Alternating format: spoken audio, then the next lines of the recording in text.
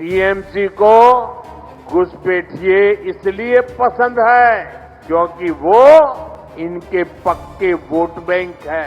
देश की जेन जी बीजेपी के विकास मॉडल पर कितना ज्यादा भरोसा करती है। बरगलाने की हर तरीके की कोशिश मोदी जी की तरफ से, बीजेपी की तरफ से ये होते रहेंगे।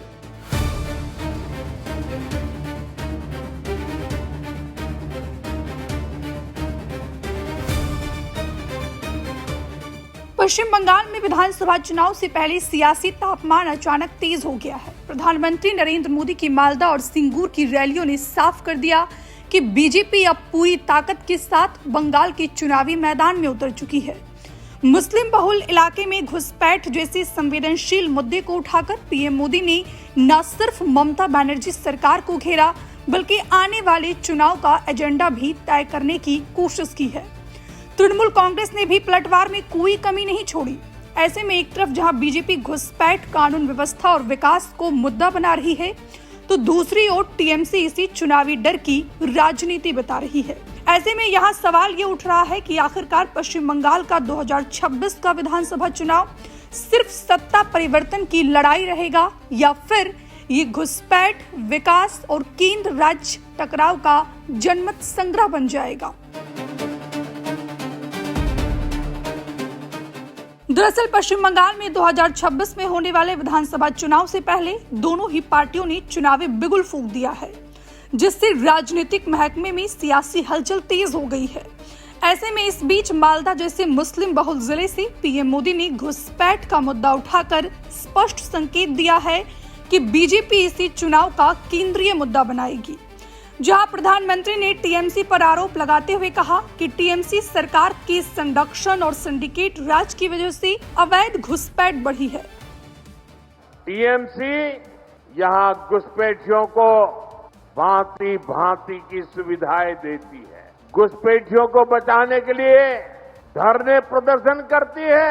आप याद रखिए, टीएमसी को घुसपैठिए इसलिए पसंद है क्योंकि वो इनके पक्के वोट बैंक है।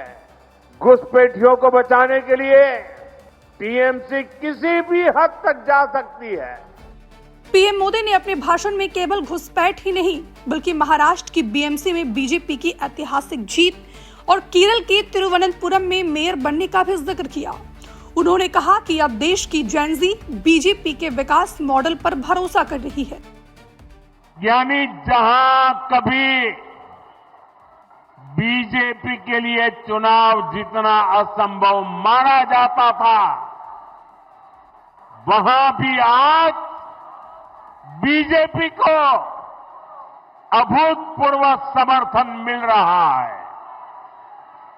ये दिखाता है कि देश का वोटर, देश की जेन जी बीजेपी के विकास मॉडल पर कितना ज्यादा भरोसा करती है। हालांकि पीएम मोदी के आरोपों पर टीएमसी ने भी फौरन पलटवार किया। पार्टी ने घुसपैठ के दावों को बिना आधार बताते हुए कहा कि सीमा सुरक्षा केंद्र सरकार के अधीन है, पर जिम्मेदारी राज्य पर क्यों डाली जा रही है। कांग्रेस नेता अधीर रंजन चौधरी ने तो पीएम मोदी की रैली पर तंज कसते हुए ये तक कह दिया कि चुनाव के समय पीएम मोदी और बीजेपी की तरफ से जनता को बरगलाने की कोशिश होती रहेगी। मोदी जी अगर चाहते थे कि बंगाल में भी उद्यम लगे तो इसका पहले से भी वो कर सकते थे, लेकिन आज चुनाव के मौसम में उनको लगा कि इस तरह की बात कहने में यहाँ के लोगों को गुमराना सुविधा होगी। बरगलाने की हर तरीके की कोशिश मोदी जी की तरफ से, बीजेपी की तरफ से ये होते रहेंगे।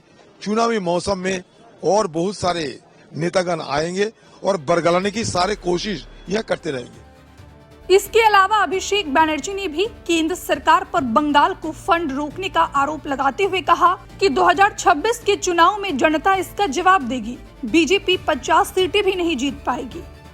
ऐसे में पीएम मोदी की लगातार रैलियां और टीएमसी की तीखी प्रतिक्रियाएं बताती हैं कि बंगाल में चुनावी टोन सेट हो चुका है। बीजेपी बदलाव और विकास की बात कर रही है, जबकि टीएमसी केंद्र बनाम राज्य की लड़ाई को धार दे रही है। ऐसे में आने वाले महीनों में ये सियासी जंग और तेज होने की पूरी संभावना है, जहां यही तय करेगा कि बंगाल की राजनीति किस दिशा में आगे बढ़ेगी। Bureau report, Punjab Kesari TV. हमसे जुड़े रहने के लिए हमारे YouTube चैनल को सब्सक्राइब करें और नई वीडियो की नोटिफिकेशन के लिए बेल आइकॉन को दबाएं।